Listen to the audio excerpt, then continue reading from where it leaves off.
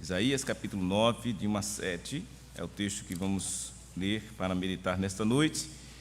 Nós vamos dar início a uma série de sermões a partir de hoje, com o tema Jesus, o Deus Homem.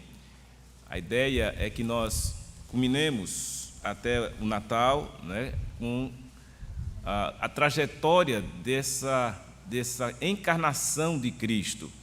Porque o nascimento de Cristo foi a encarnação do Deus que é homem, o Deus que se tornou homem, que se fez homem e habitou entre nós. Então nós vamos hoje ver a promessa do Messias, e baseados aqui em Isaías 9, de 1 a 7. Promessa essa, nós selecionamos esse texto, mas sabemos que ela já vem desde o início, desde o Gênesis. Logo após a queda do homem, Adão e Eva, lá no jardim do Éden, Deus prometeu, está lá em Gênesis 3,15, um descendente da mulher que viria para esmagar a cabeça da serpente. Deus prometeu isso. E o desenrolar da história é exatamente a chegada desse descendente da mulher. E os profetas, aqui há uma expectativa, há uma promessa para a chegada de um Messias, de um Salvador, para a humanidade que outrora estava perdida. É a necessidade que o homem em pecador tem. Pós-queda, sem o Salvador, sem o Redentor, não há salvação. E essa é a condição que até hoje perdura. Nenhum de nós aqui poderíamos abrir a boca e dizer-se salvo se não tivéssemos a fé naquele que é o Salvador, que é Jesus. Nenhum de nós saberíamos estar reunidos, poderíamos estar aqui reunidos para adorar ao nosso Deus se Ele não tivesse nos salvado da condição que nos encontrávamos outrora, mortos em delitos e pecados. Estávamos perdidos neste mundo, sem rumo, sem expectativa, sem esperança. Mas agora você vai perceber que esse Deus maravilhoso, Ele não deixou o seu povo alheio, Ele não deixou o seu povo à deriva. Ele sempre esteve no rumo da história. Deus sempre esteve comandando a história da humanidade e Ele sempre estará fazendo tudo o que for possível e necessário para que o seu povo seja conduzido para a eternidade, para estar com Ele, como Ele assim o quer e o deseja. Vamos então ler a palavra do Senhor.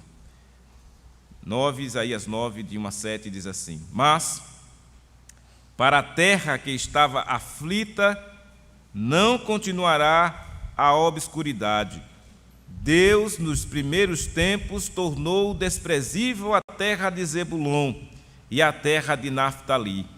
Mas, nos últimos, tornará glorioso o caminho do mar, além do Jordão, Galileia dos gentios. O povo que andava em trevas viu grande luz, e aos que viviam na região da sombra da morte, resplandeceu-lhes a luz. Tens multiplicado este povo, a alegria lhes aumentaste. Alegram-se eles diante de ti, como se alegram na ceifa e como exultam quando repartem os despojos, porque tu quebraste o jugo que pesava sobre eles, a vara que lhes feria os ombros e o cetro do seu opressor, como no dia dos midianitas. Porque toda bota com que anda o guerreiro no tumulto da batalha e toda a veste revolvida em sangue serão queimadas, servirão de pasto ao fogo. Porque um menino nos nasceu, um filho se nos deu, o governo está sobre os seus ombros, e o seu nome será Maravilhoso Conselheiro, Deus Forte, Pai da Eternidade, Príncipe da Paz. Para que se aumente o seu governo, e venha a paz sem fim sobre o trono de Davi e sobre o seu reino, para o estabelecer e o firmar, mediante o juízo e a justiça, desde agora e para sempre. O zelo do Senhor dos Exércitos fará isto. Ó Deus bendito, estamos mais uma vez aqui diante da sua palavra e rogamos ao Senhor que ilumine a mente do coração de cada um para entender esta palavra, e que saiamos daqui, ó Deus, regozijados em nosso coração, que saiamos alegres e felizes, ó Deus, em sabermos que somos do Senhor, que já recebemos do Senhor essa bênção maravilhosa que é a salvação. E se porventura há aqueles ainda que não a obtenham, que o Senhor derrame da sua graça, que o Senhor conceda, que o Teu Espírito Santo vá aos corações necessitados, sedentos, famintos, e assim conceda essa graça de salvação. É o que pedimos assim, no nome de Jesus. Amém. Então vejam, para nos entender o que está se passando aqui em Isaías, que nós inclusive já estudamos, né? Tivemos a honra de estudar esse livro fantástico, porque Isaías é um profeta do Antigo Testamento, um dos maiores profetas do Antigo Testamento. Ele está incluído entre os profetas maiores. Só para você entender um pouco da estrutura da Bíblia, né? A Bíblia está estruturada da seguinte maneira: 5:12 e 5:5:12. São 5 livros da lei, são 12 livros históricos, são 5 livros poéticos, são 5 livros de profetas maiores e 12 livros de profetas menores. Essa é a estrutura do Antigo Testamento, que são 39 livros. E Isaías está entre os profetas maiores. Isaías é tido e entendido pelos estudiosos como o evangelista do Antigo Testamento, porque se encontra em Isaías muitas profecias exatamente a respeito de Cristo, de Jesus, da vinda dele, da promessa dele, que são citadas no Novo Testamento. Quando você vai ler o Novo Testamento, o que se vê lá é Jesus, em uma determinada ocasião, abriu a Bíblia, né, no caso lá no tempo de Jesus, a Torá, né, a lei, os profetas, e leu o texto de Isaías e disse: isto que está dito aqui se cumpriu aqui hoje, se cumpriu nele, em Jesus. Então, fica evidente, né, e fica fácil para nós hoje entendermos aquilo que está se passando. Mas, por exemplo, para quem estava lendo, quem viveu no tempo de Isaías, o que é que estava se passando naquele tempo? A situação do povo de Deus naquele momento era que o povo tinha acabado de ser invadido. Isaías 8 fala da invasão dos assírios. Então o povo de Deus foi invadido, esse povo então foi disperso, ficou subjugado por esse povo que não era o povo de Deus, o povo assírio. Certamente isso era um juízo da parte de Deus, quando Deus queria julgar o seu povo por uma desobediência, por o povo começar a viver uma vida negligente, sem atentar para os mandamentos de Deus. Deus então entregava aquele povo como disciplina para ser assediado e muitas vezes até mesmo subjugados por povos que não eram povos santos, povos bons, eram povos ímpios e povos maus. E Deus deixava aquilo acontecer para quê? Para provocar naquele povo que era dele, o povo de Israel, um quebrantamento. O povo precisava se alertar que estava vivendo uma vida, espiritualmente falando, capenga, não estava agradando a Deus. E o Senhor então fazia isso, para eles lembrarem do Senhor. E aí foi quando ele chega no capítulo 9 e diz assim: olha, a terra que estava aflita não continuará a obscuridade. Para a terra que estava aflita não continuará a obscuridade. Então ele já começa no capítulo 9 mostrar um fio de esperança para aquela terra.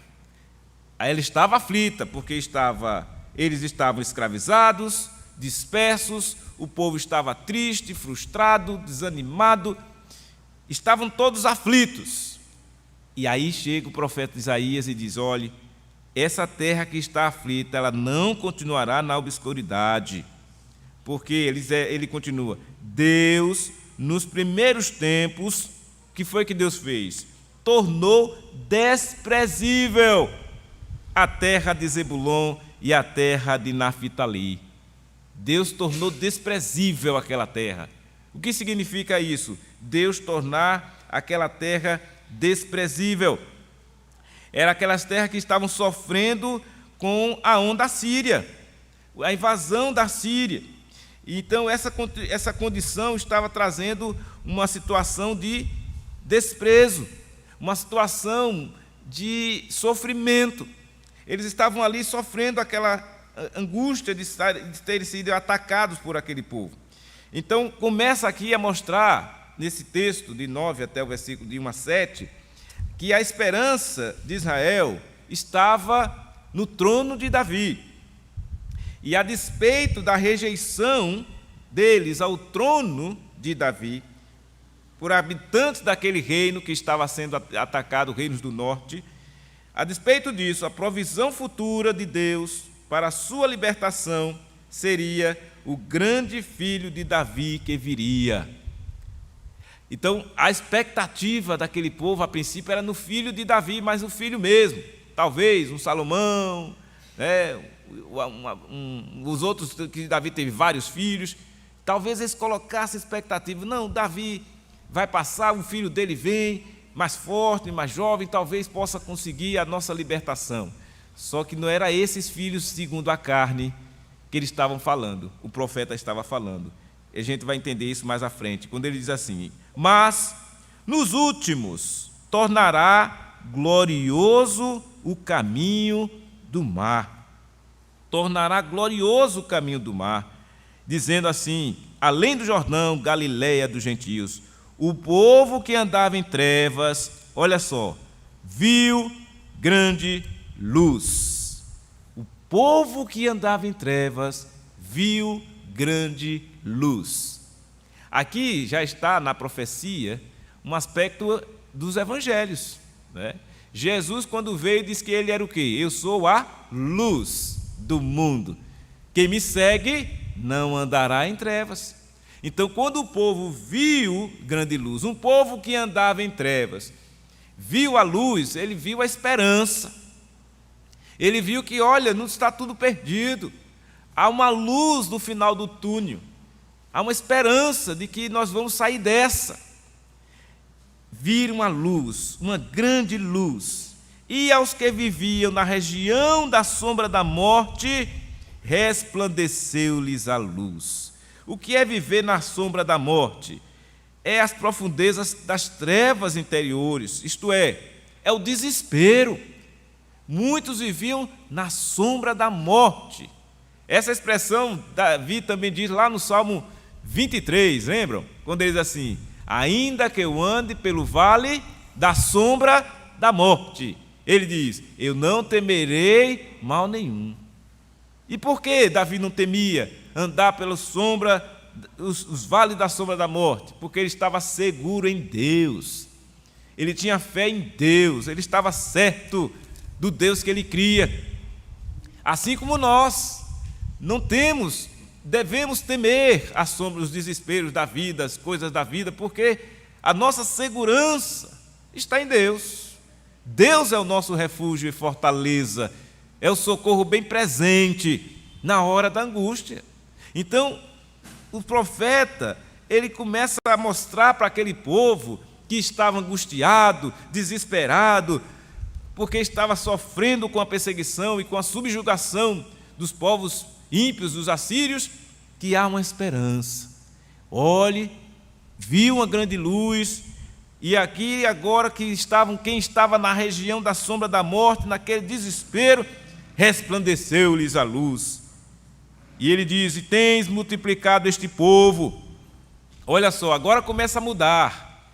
O povo tem se multiplicado, a alegria lhe aumentaste.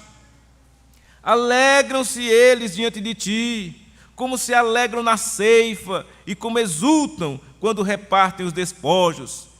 Porque tu quebraste o jugo que pesava sobre eles, a vara que eles feriam os ombros, e o cetro do seu opressor, como no dia dos midianitas.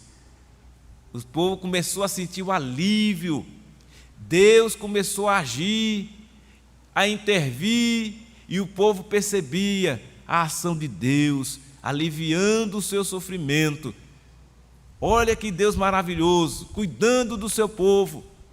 Deus julga, Deus corrige, Deus disciplina, mas usa de misericórdia.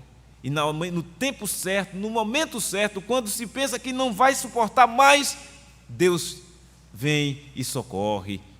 É aquele tempo de Deus, é aquele teste, aquela prova que o Senhor coloca o seu povo.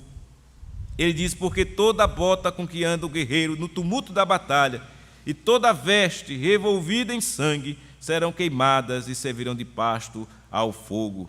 Isso significa dizer, irmãos, que Deus ele abriria ali um novo futuro para aquele povo, para o humilde do reino do norte, onde eles anteriormente existiam apenas sombras. Agora a nova alegria é expressa pelas metáforas da colheita, da vitória, em contraste com o dia dos midianitas, como ele diz, aquele dia da opressão, o jugo veio, a vara veio, são figuras que representam a opressão que o povo sofria. Mas o Senhor estava ali, preparado para socorrer, porque ele diz que ele quebrou o jugo que pesava sobre eles. Acabou esse jugo, esse peso que vocês estão arrastando vai sair, vai deixar de existir, porque o Senhor vai intervir. Mas ele vai dizer no versículo 6, de maneira maravilhosa: quem será que vai fazer isso? Era alguém do povo? Era um rei meramente humano? Era qualquer um deles que iria subir ao trono para resolver a situação? Aí ele vai descrever dessa forma: olha, um menino nos nasceu, um filho se nos deu, o governo está sobre os seus ombros e o seu nome será... Como é que será o nome desse menino? Maravilhoso Conselheiro. Ou seja, o menino, ele vai libertar, ele será um libertador, né? E seria um grande estrategista, onde ele orquestraria, né, uma maravilhosa vitória para o seu povo. É um maravilhoso conselheiro, ele vai saber aconselhar e vai saber dirigir aquele povo. Aí você vai percebendo, talvez aqueles irmãos daquele tempo perguntassem: quem será ele, né? Quem é esse menino? Será que é um dos nossos filhos? Será que ele está dentre nós? Porque a profecia é assim, ela vinha para o povo, mas eles recebiam e ficavam na expectativa. Quem será? Por exemplo, Eva, depois que teve aquela tragédia familiar lá entre Abel e Caim, e onde Caim matou Abel, seu irmão, logo depois veio Sete, o filho, né, deles. E aí a Eva pensou que Sete seria aquele descendente que estava prometido lá em Gênesis 3,15, que nós sabemos que é Cristo. Mas para elas, será esse o varão que Deus me deu que vai... Mas de fato, o Sete fez parte da linhagem, né, de Cristo. Sete veio e a partir dele começou-se de novo a adorar o Senhor. E aí veio, né, Deus fez a obra e começaram a trabalhar, e a fazer, e a adorar, e a servir. Então Deus levanta homens ao longo da história para exatamente fazer a vontade dele. Até chegar em Jesus, muitos personagens bíblicos foram trazidos ao mundo como tipos de Cristo. Davi é um deles, José foi um deles, no Egito. Homens que não eram perfeitos, humanamente falando, mas foram usados por Deus para uma demonstração de apontamento para Cristo. Viria alguém perfeito. Aqueles não eram, mas através dele, do comportamento deles, da obra que Deus realizou por meio deles, tudo apontava para Cristo. E aqui, mais uma vez, eles estavam na expectativa do menino da linhagem de Davi, né? A linhagem de Davi seria o trono da casa de Davi. E Cristo é este menino que veio na plenitude dos tempos. Jesus, então, aqui está demonstrado através desses nomes que só ele foi possível adequar esta realidade de um maravilhoso conselheiro, de um Deus forte. Veja, um homem qualquer não podia ser um Deus forte, só um homem que seria Deus. E esse Deus forte, literalmente, significa que é um Deus guerreiro. Deus é um guerreiro. Esse nome exaltava Deus pela vitória que o filho de Davi conquistaria para o seu povo. E ele não ficaria distante da batalha, mas ele mostraria o poder divino enquanto lutava pelo seu povo. É um Deus forte. Esse menino que nasceria, segundo a profecia de Isaías, é um Deus forte.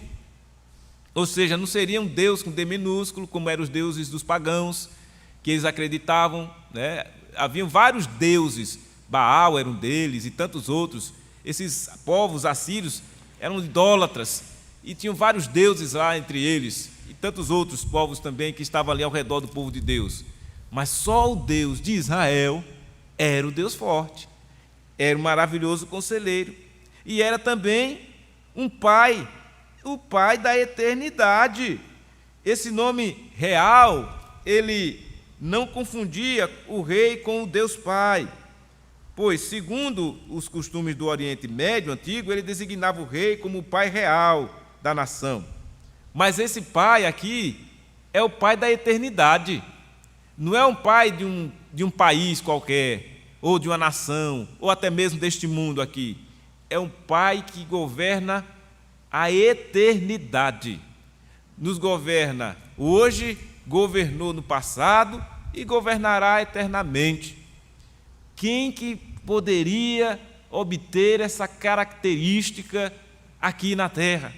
Qual dos homens poderiam por si só obter isto, a não ser um homem que fosse Deus, para receber essa condição de ser pai da eternidade?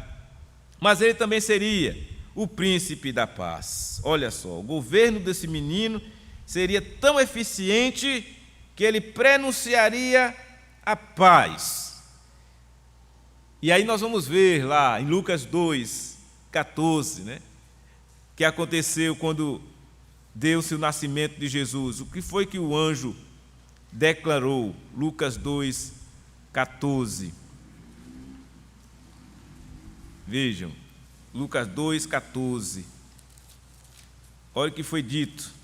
Os anjos disse assim: glória a Deus nas maiores alturas e paz na terra entre os homens a quem Ele quer bem. Paz na terra. Jesus é esse príncipe da paz. Vejam, é tão óbvio essa condição, mas para nós, hoje aqui é fácil. Certamente para aqueles que estavam a ouvir a profecia de Isaías, ficaram ainda naquela expectativa, por isso que é promessa do Messias. Nós temos o privilégio de termos já, pelas Escrituras, já perceber que a promessa foi cumprida, e cumprida à risca, não falhou em momento algum, como nunca falhou profecia alguma vinda de Deus. Por isso que a palavra de Deus ela é confiável. As sagradas Escrituras, de fato, são a revelação de Deus para nós, porque tudo o que foi dito e está dito aqui se cumpre, se cumpriu e se cumprirá. O profeta Isaías, isso fez 400 a 600 anos antes, de Jesus nascer. Está sendo dito isso aqui, que viria um menino, um maravilhoso conselheiro, um príncipe da paz, um Deus forte, um Pai da eternidade. E ele diz: para que esse menino viria?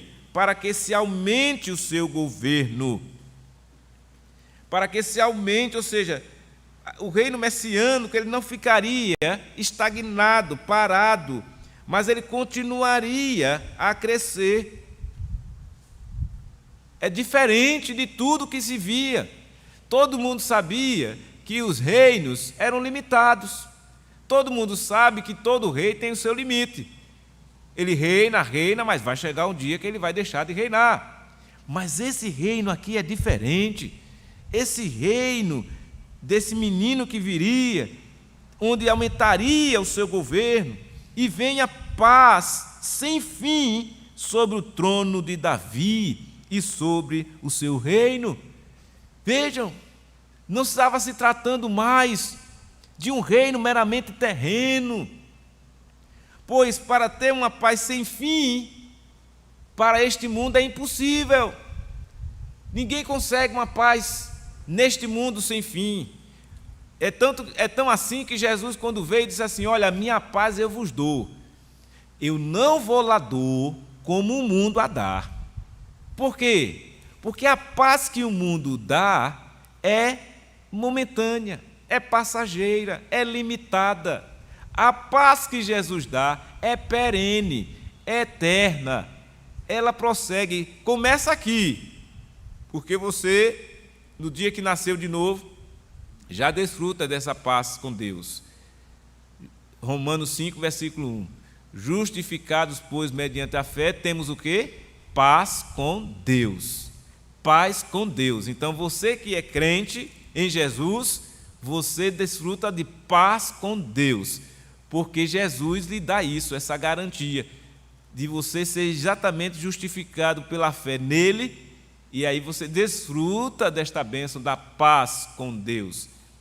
E esse menino, que é Jesus, está aqui prometido, esse Messias, que viria com um governo que aumentaria mais e mais. Veja, esse governo, ele não precisa de autorização de outros.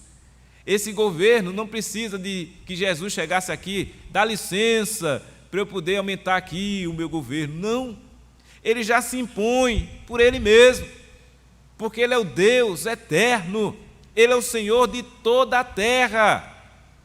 É aquele do Salmo 24, que diz: ao Senhor pertence a terra e tudo o que nela se contém. Tudo pertence a ele. É esse Rei da glória que está a expectativa aqui, esperando. Virá esse menino. Pensa na esperança que encheu o coração daqueles irmãos ao ouvir essa palavra.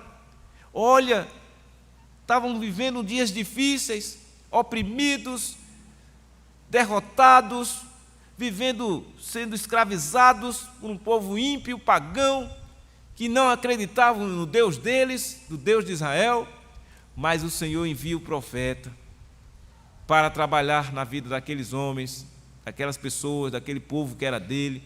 Estava em frangalhos, é verdade, mas chegou a hora da misericórdia, chegou a hora da restauração, e Deus fala ao seu povo: olhem, um menino vai nascer, e quando ele nascer, ele vai ter essas características que vocês estão vendo aqui.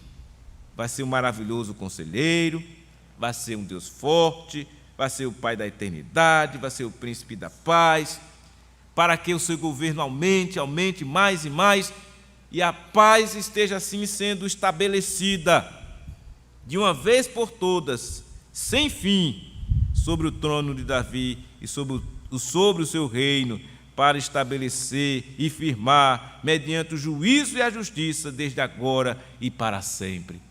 A expectativa é esta, é uma promessa que certamente se cumpriria.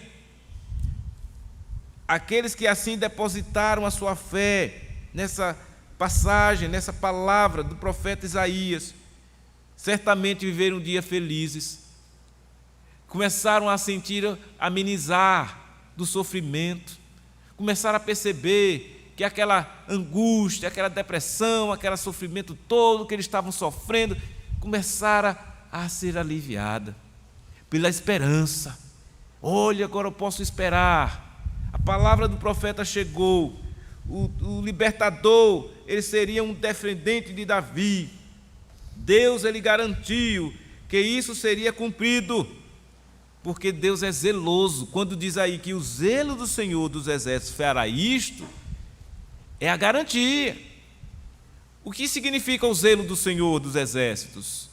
Significa que Deus, ele não vai deixar de cumprir aquilo que está dizendo. Pode confiar, pode depositar nele a sua confiança, pode esperar nele. Ele não vai falhar, porque ele é zeloso. Pela sua própria palavra, ele é zeloso, ele cuida disso. Deus se preocupa com mínimos detalhes. Talvez a gente nem imagine, mas ele cuida. Coisas que você diga assim: olha, eu não sei como fazer. Deus sabe. Ele vai fazer, Ele vai agir na hora certa, no tempo certo, e você vai começar a desfrutar dessa bênção. Você que hoje já faz parte desse povo, você que alimentou em seu coração essa esperança em Cristo, porque Cristo é a nossa esperança. Paulo, escrevendo a sua carta aos Coríntios, disse assim: olhe, se a nossa esperança em Cristo se limitar apenas a esta vida, nós somos os mais infelizes de todos os homens. Não se pode limitar uma esperança em Cristo nesta vida, porque nesta vida nós já sabemos que iremos e passaremos por aflições, passaremos por situações difíceis, passaremos por doenças, por calamidades, como eu estava observando esses dias, olhando a notícia e o noticiário. Muita calamidade está acontecendo nesse exato momento no mundo. São guerras, são situações do aspecto da natureza. Estava vendo uma notícia que tem um país aí que está arriscado, já foi dado sinal de alerta porque deu um terremoto e de repente foi dado um sinal de alerta porque senão ia dar um tsunami. Os irmãos sabem o que é o tsunami. Aquela onda gigante que levanta e sai levando tudo, matando todo mundo. É uma tragédia. Veja, esses dias agora, foi noticiado isso. Muitas tragédias estão acontecendo no mundo. Vulcões que estavam há muito tempo parados estão aí, começaram a lançar seus fogo, larvas, destruindo cidades inteiras. Lugares que têm que ser evacuados porque não pode mais se voltar para ali porque já está fadado à destruição. Isso no mundo em que vivemos. As tragédias, a violência tamanha, né? Tragédias atrás de tragédias, conforme está descrito em Timóteo, pai contra filho, filho contra pai, marido contra mulher, mulher contra marido. É uma tragédia, é uma situação triste. Mas vejam, em todo esse caos que o mundo está, mas ainda há esperança. Ainda há aqui neste mundo a igreja do Senhor Jesus. Ainda há aqui neste mundo a palavra de Deus que está sendo pregada. Para quê? Para que faça a obra e aquilo que o Senhor quer que ela faça. Conforme diz as Escrituras, a palavra de Deus ela não volta vazia. Ela tem um objetivo, é alcançar o coração daqueles que o Senhor Deus escolheu antes da fundação do mundo. Por isso que Deus não deixou o seu povo aí à toa, solta. Quando o povo estava pensando que Deus havia esquecido dele, aí Deus vem e age, levanta um profeta, manda avisar, manda tomar cuidado. Quando o povo está vivendo meio que esquecido de Deus, aí Deus manda um juízo para o povo se alertar. Mas Ele nunca deixa o povo à toa. Ele está assim zelando. Deus tem um zelo pelo seu povo. Ele não permite que o seu povo fique à deriva em tempo algum. Mesmo quando você está na dificuldade, Deus está observando e Deus vai cuidar do seu povo. Ele é um Senhor zeloso, é o Senhor dos exércitos que tem um zelo. Ele vai fazer isto. Ele diz: o zelo do Senhor dos exércitos fará isto. Isto o quê? O governo aumentar, vem a paz sem fim, vai se estabelecer e firmar mediante o juízo e a justiça, desde agora e para sempre. O Senhor vai fazer isto, não tem como escapar. E fez. Aqui é só a promessa que nós já sabemos que se cumpriu em Cristo Jesus. Hoje estamos aqui em razão de quê? De que Jesus veio. Essa promessa se cumpriu. Hoje podemos crer no Jesus que de fato reúne em si todas essas características aqui descritas pelo profeta Isaías. Jesus, um maravilhoso conselheiro, e é mesmo. Jesus, um Deus forte. Jesus, um Pai da eternidade. Jesus, o príncipe da paz. Cristo reúne todas essas condições. E só Ele pode fazê-lo e sê-lo. Porque Ele é Deus. Ele é Deus. Ele é um Deus que se fez homem. E aí você pergunta, como é que nós sabemos disso? Como é que nós podemos afirmar isto? João, capítulo 1, Evangelho de João, vai exatamente descrever essa realidade de Jesus, dizendo assim: no princípio era o Verbo, e o Verbo estava com Deus, e o Verbo era Deus. Ele estava no princípio com Deus. Todas as coisas foram feitas por intermédio dele. E sem ele, nada do que foi feito se fez. A vida estava nele. E a vida era, olha aí, a luz dos homens. Viu grande luz lá em Isaías. E aqui ele diz, a vida era a luz dos homens.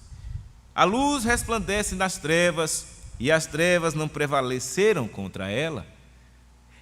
Essa é a realidade. João começa a descrever alguém que é o Verbo, que é ação, que é Deus, que estava lá com Deus desde o princípio.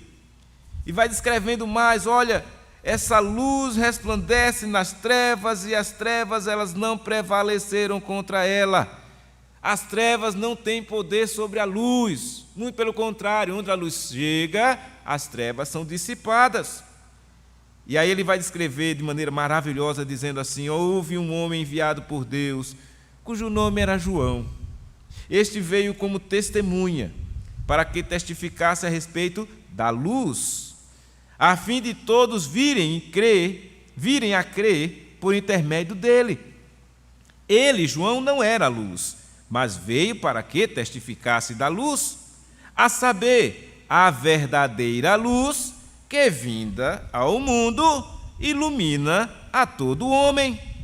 O Verbo estava no mundo, o mundo foi feito por intermédio dele, mas o mundo não o conheceu. Essa é a realidade. O mundo não conheceu esse Jesus, essa luz. Ele veio para o que era seu, e os seus não o receberam. Mas a todos quantos o receberam, deu-lhes o poder de serem feitos filhos de Deus, a saber, aos que creem no seu nome, os quais não nasceram do sangue, nem da vontade da carne, nem da vontade do homem, mas de Deus. E aí ele termina dizendo, versículo 14: e o Verbo se fez carne e habitou entre nós. De que maneira? Cheio de graça e de verdade, e vimos a sua glória, glória como do unigênito do Pai. Meus irmãos, esse texto maravilhoso, introdução do Evangelho de João, ele é profundo, ele tira qualquer dúvida de que o profeta Isaías estava falando deste que veio e se encarnou. Tira também qualquer dúvida de que só uma ação de Deus foi possível, pela ação de Deus, foi possível hoje estarmos na luz.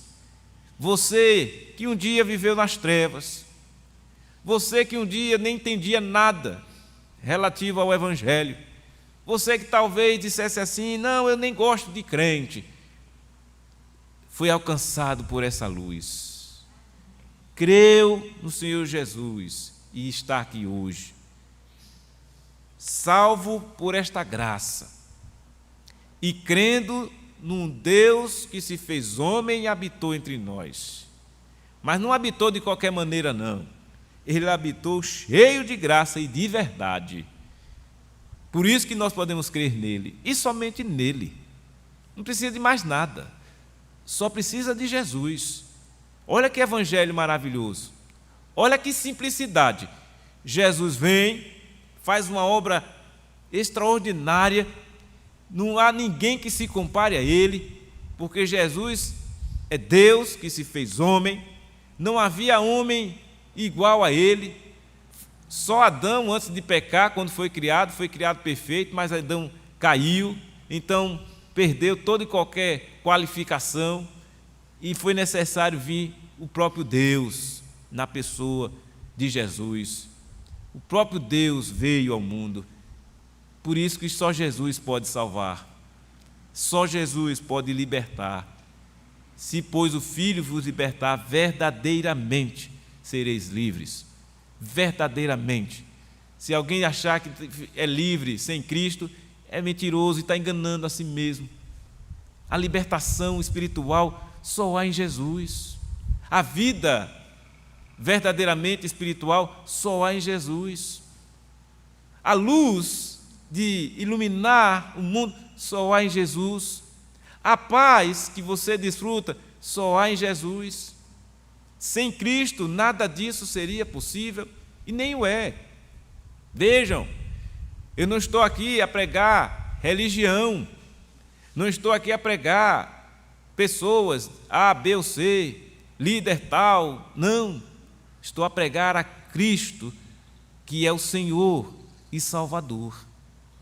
Toda e qualquer igreja, religião que pregue a Cristo, conforme as Escrituras, está habilitado.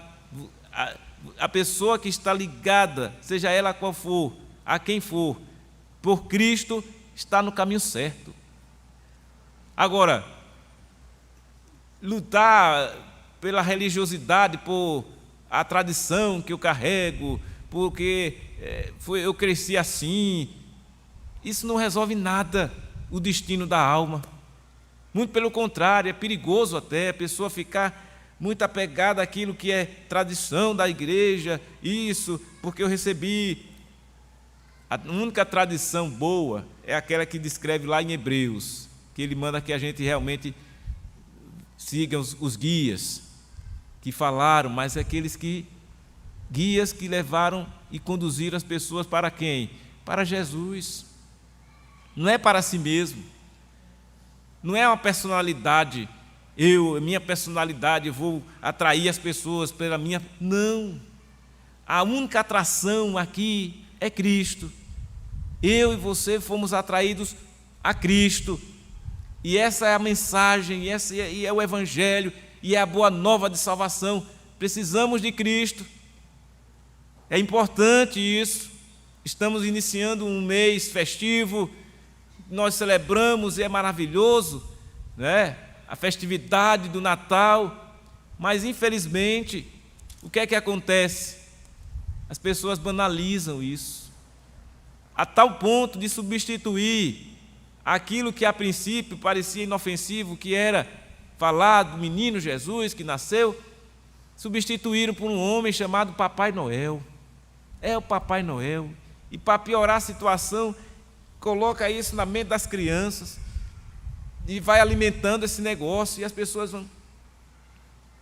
Para quê? Isso é um desvirtuamento, para tirar exatamente o foco daquele que é o mais importante de tudo, que é Jesus. Mas o Evangelho é maravilhoso, e Deus também. Ele não deixa que o seu povo se deixe enganar. O povo de Deus não vai promover o erro, a falsidade, a mentira que se conta por aí, um alimentar de uma festividade pagã, sem sentido, que é o Natal que o mundo oferece. O Natal que nós cristãos celebramos é desse menino que nasceu, um menino que viria a nascer para ser um maravilhoso conselheiro. É essa promessa feita por Isaías, que na plenitude dos tempos se cumpriu. E essa é a consciência que todo cristão tem, não ficar apegado a essa coisa da festa em si, da questão do gasto, das despesas, que muitas vezes as pessoas se endividam por conta disso. Porque a festa tem que ter isso. O que importa é que você tem Jesus, e que você pode celebrar Jesus todo o tempo, em todo o tempo, não é só agora não. Nós celebramos Jesus de 1º de janeiro a 31 de dezembro.